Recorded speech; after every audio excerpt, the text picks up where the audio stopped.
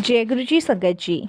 संगत जी, गुरु जी की कृपा, गुरु जी के आशीर्वाद से आज का जो सत्संग मैं आपके साथ शेयर कर रही हूँ वो शालू आंटी का सत्संग है। ये बहुत प्यारा और ब्लेसिंगफुल सत्संग है। तो मेरी विनती है आप सभी गुरु परिवार से कि सत्संग को अंत तक सुनिए, ध्यान से सुनिए, पूरा सुनिए। सत्संग का मतलब होता है सत्य का संग, और सत्संग की प्राप्ति जब ही होती है जब गुरु कृपा होती है। तो हम सभी बड़े भाग्यशाली हैं कि हम पे गुरु कृपा हुई और हमें सत्संग सुनने का और शेयर करने का सौभाग्य प्राप्त हुआ। साथ संगत जी, आज का जो सत्संग है वो बहुत ही प्यारा और ब्लेसिंगफुल है। तो प्लीज़ बिना स्किप किए सत्संग को बड़ी श्रद्धा भाव से अंत तक सुनिएगा और गुरु जी का शुक्राना कीजिएगा।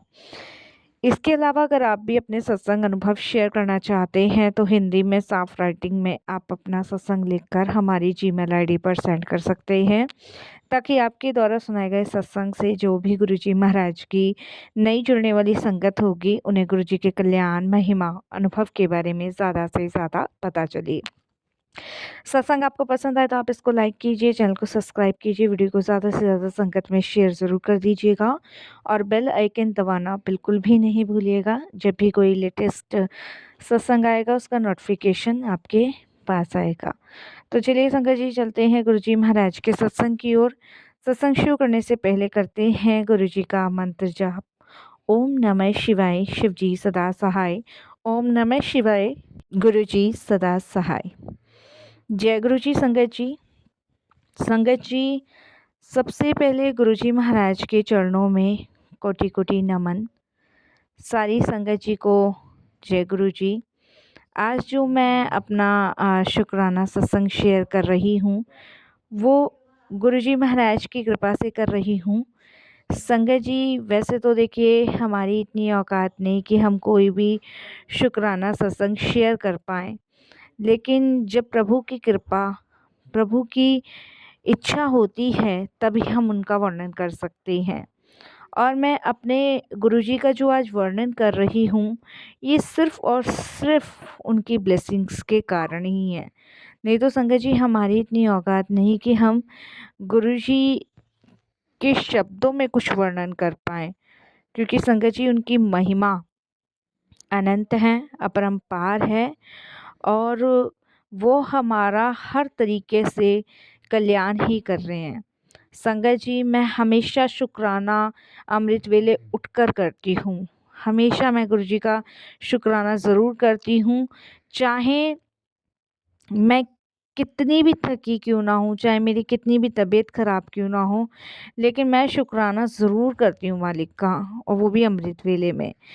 क्योंकि संगत जी आज जो मैं हूँ, या ये कह लीजिए आज जो मेरे कष्ट कटे हुए हैं वो सब गुरुजी की कृपा से कटे हुए हैं। सब कुछ संगत जी, हिम्मत, हौसला सब गुरुजी ने बख्शा हुआ, नहीं तो पता नहीं संगत जी कब का क्या हो गया होता, कुछ भी नहीं पता। संगत जी देखिए, वैसे तो गुरुजी का वर्णन करना बड़ा मुश्किल है, क्योंकि बहुत सारी चीज़ें गुरुजी ने हमारे जीवन में ब्लेस की हुई है। संगत जी, मैं बस यही कहूँगी कि मालिक ने बहुत कुछ जीवन में दिया है और दे रहे हैं और सारे संकटों को काट रहे हैं। संगत जी, मैं आपको बताऊँ, मेरे को पैरालाइज़ हुआ था, और जब मुझे पैरालाइज़ हुआ था उस दौरान मुझे लगा कि संगत जी मेरी पूरी दुनिया ख़त्म सी हो गई है। ना उठना, ना चलना, ना फिरना, कुछ भी नहीं। मतलब मानो एक तरीके से पूरी दुनिया जो है वो ख़त्म सी ही हो गई है, क्योंकि संगत जी आप जानती हो कि इंसान इतना मजबूर हो जाता है जब वो किसी और के भरोसे हो जाता है। तो मेरी दुनिया तो संगत जी वहीं रुक गई थी जब मुझे ये पता चला कि मुझे पैरालाइज़ हुआ है, और ये मेरे लिए सबसे दुखद चीज़ थी, दुखद समय था। और ऐसे में संगत जी मैं बिल्कुल टूटी हुई, घबराई हुई थी कि शायद अब मेरे अंदर कुछ भी नहीं बचा है और कुछ भी नहीं है। तो पर वो कहते हैं ना संगत जी, जब हमारे पास कुछ ना बचे तभी हमें गुरुजी तभी ब्लेस करते हैं। संगत जी, जब मैं पैरालाइज़ हुई थी तो मैंने बहुत जगह इलाज करवाया, हर आयुर्वेदिक, होम्योपैथिक सब दवाइयाँ कराई और यहाँ तक थेरेपीज़ भी मैंने शुरू कराई, पर कोई फ़ायदा नहीं हुआ। बहुत संगत जी, मतलब ये समझ लो चांसेस ना के बराबर ही थे। मतलब मेरे दोनों पैर पैरालाइज़ थे संगत जी, और मेरा जो मुँह था ना वो टेढ़ा हो चुका था।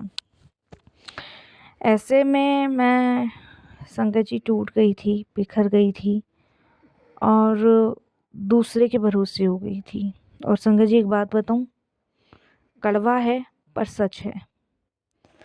जब इंसान दूसरे के भरोसे हो जाता है ना, तो दिखावटी लोग कुछ ऐसे होते हैं जो उस समय दिखावा करते हैं, जैसे उन्हें हमारी कितनी फ़िक्र है, कितनी चिंताएं हैं, और हमारे दुख से कहीं ज़्यादा दुखी वो हैं। लेकिन सही मानने में ना संगत जी, ना उन्हें दुख होता, ना उन्हें चिंता होती, ना ही हमारी परेशानी से उन्हें कोई मतलब होता। वो उसी समय थोड़ी दुनिया वालों को दिखाना चाहते हैं कि हमें फ़िक्र है, चिंता है, और इसीलिए वो हमारे साथ हैं। लेकिन सही मायने में वो हमारे साथ इसलिए होते हैं कि कब हम मर जाएं और कब हमारा बचा खुचा उनका हो जाए।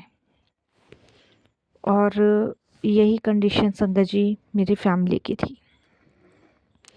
मेरी उम्र सिर्फ संगत जी 32 साल। अब मेरी शादी को भी ज़्यादा समय नहीं हुआ। मैं ग्रेटर नोएडा में जॉब करती थी उस समय, अब तो खैर नहीं करती हूँ। और मैं एक शाम जब ऑफिस से घर आ रही थी, मुझे अच्छे से याद है, दोपहर से ही बारिश का बहुत तेज़ मौसम था, बहुत तेज़। और इतना तेज़ मौसम होने की वजह से ही संगत जी, मैंने यही सोचा कि मैं जल्दी जल्दी घर पहुंच जाऊंगी और फैमिली के साथ टाइम स्पेंड करूंगी। क्योंकि संगत जी एक बात बोलूं, बहू जब तक ही लोगों को अच्छी लगती है जब तक वो कमा के दे रही होती है। मैंने शादी के बाद भी जॉब अगर शुरू रखी तो संगत जी मैंने अपनी सैलरी का 10% भाग अपने सास ससुर को, अपने हस्बैंड को दिया। बाकी का मैं जो भी मेरे खुद के खर्चे होते थे, इसीलिए शायद मैं उन्हें अच्छी लग रही थी। तो मेरे मन में यही था कि आज चलो जल्दी ऑफ करके घर जाऊंगी, हस्बैंड के साथ, मम्मी पापा के साथ टाइम स्पेंड करूंगी। वो मेरी सबसे बड़ी भूल और गलती थी। बारिश का मौसम था और मैंने जल्दी ऑफ किया और मैंने संगत जी फटाफट से अपना सामान लिया। और लेने के बाद मैं संगत जी कैब का वेट कर रही थी। कैब बुक करने के बाद तो मैं ऑफिस से बाहर निकल के वेट कर रही थी। इतने में संगत जी मेरे ना पूरी बॉडी में ना हलचल सी स्टार्ट हो गई। धीरे धीरे मेरे पैरों में, टांगों में ना दर्द होना शुरू हुआ। दर्द होते होते संगत जी फिर मेरे हाथों में दर्द होना शुरू हुआ। जब हाथों में, पैरों में दर्द होना शुरू हुआ तो संगत जी मेरे को लगा कि सर्दी, मतलब बारिश की वजह से सर्दी का सा मौसम लग रहा है, ठंडा सा नहीं लगता, ऐसा लगा। मैंने कहा चल कोई बात नहीं, घर जाके कपड़े चेंज कर लूँगी, थोड़े से भीग भी गए थे। कैब में बैठी, मुश्किल से संगत जी 35 मिनट लगे, मैं घर पहुंच गई। घर पहुंचने के बाद मेरे हस्बैंड शेयर मार्केट का काम करते हैं घर से, तो घर पहुंचने के बाद अच्छा सा लगा। अच्छा सा लगने के बाद मैंने कपड़े वपड़े चेंज किए और चाय बना के संगत जी मेरी मदर इन लॉ लाए, हमने चाय पी सबने बैठ के। तो मैंने उस दिन मदर इन लॉ को कहा कि आज मेरा खाना मत बनाना, मेरा मन नहीं कर रहा और मैं सूंगी। क्योंकि संगत जी मदर इन लॉ ही खाना बनाते हैं, ऐसा नहीं कि मैं नहीं बनाती, लेकिन वो मुझे मना ही कर देते थे। तो मैंने आपको कहा ना, ये मेरी सबसे गलत फहमी थी कि मेरे मदर इन लॉ मुझे बहुत प्यार करते हैं, मेरे हस्बैंड मुझे प्यार करते हैं। तो मैंने मना किया। मना करने के बाद मैं अपने रूम में चली गई लेटने के लिए। मैंने अपने हस्बैंड को कहा कि आशीष मेरे ना बहुत पेन हो रहा है पूरी बॉडी में। तो उन्होंने कहा हो सकता है फीवर हो, मेडिसिन ले लो और सो जाओ, ऐसे कर। मैंने कहा ठीक है। मैंने मेडिसिन ली और सो गई। संगत जी मैं रात को वॉशरूम के लिए उठी तो संगत जी मैं उठ नहीं पाई। मैंने बहुत कोशिश करी उस समय उठने की, लेकिन मैं उठ नहीं पाई और एक साइड मेरा मुंह टेढ़ा हो गया अपने आप ही। मैंने हस्बैंड को बोला, आशीष आशीष, जैसे भी मुझसे आवाज़ निकली मेरे हस्बैंड उठे। बोले क्या हुआ? मैंने कहा पता नहीं, मैं बिस्तर से उठने की कोशिश कर रही पर मैं उठ नहीं पा रही, क्या हुआ मुझे? तो मेरे हस्बैंड ने संगत जी मेरे को सहारे से उठाया पर मैं नहीं उठ पाई उस समय। मैंने मम्मी पापा को बुलाया, मम्मी पापा ने थोड़ा सा गर्म तेल लगा के मालिश सी करी, कोई असर नहीं हुआ। और फिर संगत जी रात कटी, मेरे को समझ नहीं आ रहा था क्या हो रहा है क्या नहीं।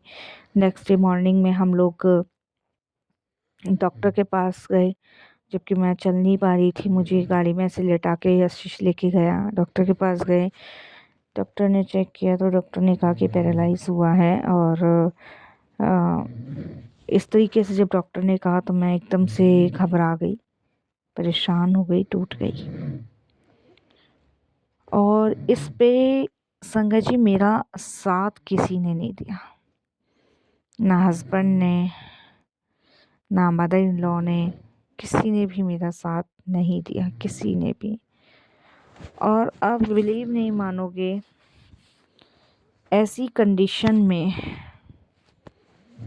संगत जी 1-2 दिन तो फैमिली को लगा कि मैं ठीक हो जाऊंगी।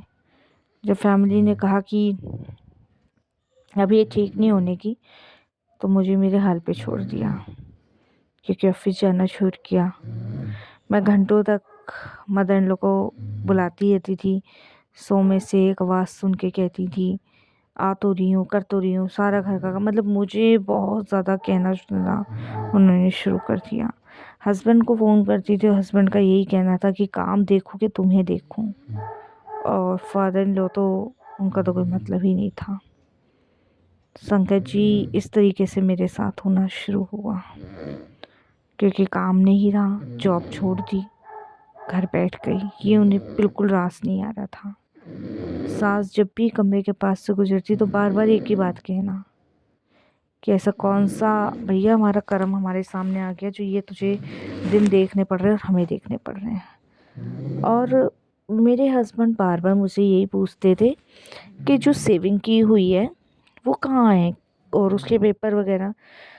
शंकर जी विश्वास करके सब कुछ मैंने अपने हस्बैंड आशीष के हाथ में सौंप दिया। मेरी बड़ी गलती भूल हो गई, मेरी इतनी दुर्गति उन लोगों ने कर दी ना संगत जी कि मैं नहाने तक के लिए तरसती थी, खाने तक के लिए तरसती थी, पीने तक के लिए तरसती थी, हर एक उस चीज़ के लिए तरसती थी संगत जी जो मैं नहीं कर पा रही थी।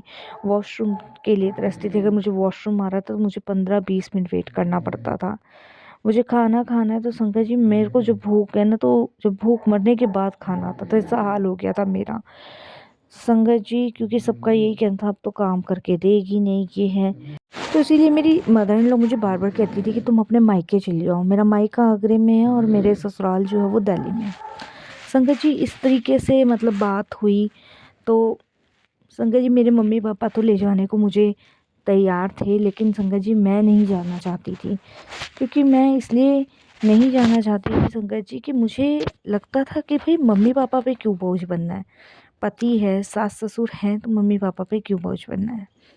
संगत जी मैं नहीं गई अपने मायके और मैं ससुराल में ही रही। तो मेरे ऑफिस के स्टाफ में जो कलीग हैं हमारे जानने वाले, वो गुरुजी को बहुत मानते थे, तो वो मुझे देखने आए थे। तो उन्होंने मेरे को देखा और उन्होंने कहा कि भाई देखो, अगर विश्वास करो तो तुम्हें गुरुजी सब सही कर देंगे, तुम गुरुजी को मानना शुरू करो। अब संगत जी कौन गुरुजी, कैसे गुरुजी, ये मुझे बिल्कुल भी आइडिया नहीं था। लेकिन उन्होंने मुझे कहा कि देखो तुम एक बार हमारे साथ चलो, हम तुम्हें गुरुजी के पास लेके जाएंगे, वहाँ जाओगी ना तुम ठीक हो जाओगी बिल्कुल। तब संगत जी मेरे को उन्होंने गुरुजी का स्वरूप दिया, जल प्रसाद दिया, और उन्होंने मुझे यही कहा कि तुम शालू गुरुजी का जल प्रसाद पियो और गुरुजी का सिमरन करो, सत्संग सुनो, गुरुजी सही कर देंगे। संगत जी देखो, जहाँ डॉक्टर मना कर चुके थे ना, जहाँ थेरेपीज चल रही थी, सब कुछ चल रहा था, वहीं पे गुरुजी ने चमत्कार किया। आप विश्वास नहीं करोगे संगत जी, मैंने जल प्रसाद, सत्संग और गुरुजी का स्वरूप अपने पास रखना, और संगत जी एक दिन गुरुजी मेरे ड्रीम में ऐसे आए कि मेरी पूरी बॉडी गर्म हो गई। और मेरे पूरी बॉडी में पसीना ही पसीना निकलना शुरू हो गया। संगत जी, मुझे उस दिन रात को बहुत तेज़ वॉशरूम आया और मैं बिस्तर से खुद खड़ी होकर अपने आप गई। मतलब ये कैसे गुरुजी ने किया मुझे नहीं पता, ये मैंने ड्रीम में देखा। और उसके बाद संगत जी जब मेरी आँख खुली तो वाक़ई में वही मेरे साथ हुआ जो मैंने सोचा भी नहीं था। मतलब मैं खड़ी हो गई संगत जी, और मेरा मुँह जो टेढ़ा था, मैं ये नहीं कहूँगी कि 100% सीधा हो गया है, 60% गुरुजी ने मेरा मुँह भी सीधा कर दिया है। बाकी का जो है वो भी मेरे को विश्वास है। मैं जब पैरों से चलने लगी तब मैं पहली बार गुरुजी के दरबार गई, वहाँ माथा टेक कर आई। और संगत जी उस दिन से मैं गुरुजी को मानती हूँ। लेकिन संगत जी, गुरुजी और भगवान की कृपा से मेरे घर वालों की हकीकत मेरे सामने आ गई। शायद ये दुख मुझे इसीलिए मिला था, अगर ये दुख मुझे नहीं मिलता तो मुझे पता भी नहीं चलता कि मेरी फैमिली के बंदे कैसे हैं, मेरा हस्बैंड कैसा है, मेरे सास ससुर कैसे हैं। संगत जी जब मैं वापस से ठीक हो गई तो मेरे सास ससुर, मेरे हस्बैंड ने फिर से मेरा ख्याल रखना शुरू कर दिया। देखो, इतना प्यार देना शुरू कर दिया। और मैंने संगत जी कसम खा ली कि उस दिन के बाद से मैं नौकरी पे नहीं गई, आज तक नहीं गई। मैं ठीक हूँ लेकिन मैंने नौकरी नहीं करी। लेकिन मुझे इनका बर्ताव, इनका रवैया गुरुजी हर हाल में, हर रोज़ हर रोज़ दिखा रहे हैं कि ये कैसे कैसे रंग दिखाते हैं। लेकिन मुझे गुरुजी पे विश्वास है, और मैं जब तक नौकरी नहीं वापस ज्वाइन करूँगी, जब तक संगत जी मैं इनकी पूरी हकीकत ना देख लूँ कि ये लोग कितने स्वार्थी हैं, क्या पैसा ही इनके लिए सब कुछ है। इसलिए मैंने सब कुछ गुरुजी पे छोड़ा हुआ। बाकी संगत जी, गुरुजी पल पल मेरा साथ दे रहे हैं, उन सभी चीज़ों के लिए गुरुजी का बहुत बहुत शुक्राना।